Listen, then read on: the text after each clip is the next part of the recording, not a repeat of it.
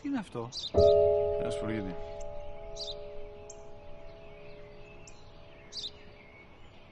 Τι είναι αυτό?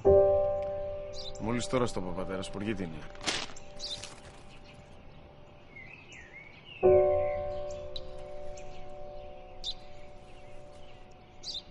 Τι είναι αυτό? Ένα σπουργίτη είναι, πατέρα. Ένα σπουργίτη. Σπου-γι-τι. Τι είναι αυτό? Γιατί το κάνεις αυτό το πράγμα, μπορείς να μου πεις? Τόσες φορές σου είπα, είναι ένα σπουργίτη. Δεν το καταλαβαίνεις. Πού πας?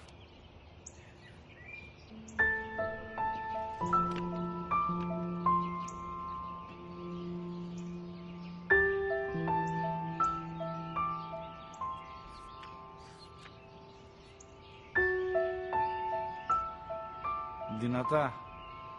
Σήμερα ο μικρός μου γιος που πριν λίγες μέρες έκλεισε τα 3 καθόταν μαζί μου έξω στο πάρκο όταν ένας σπουργίτη ήρθε και κάθισε απέναντί μας. Ο γιος μου με ρώτησε 21 φορές τι ήταν αυτό και του απάντησα και τις 21 φορές ότι ήταν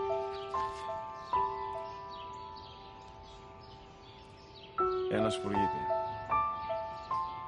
Τον αγκάλιασα τρυφερά και τις 21 φορές που μου έκανε την ίδια ερώτηση, ξανά και ξανά, χωρίς να εκνευριστώ, νιώθοντας στοργή για το αθώο μου αγοράκι.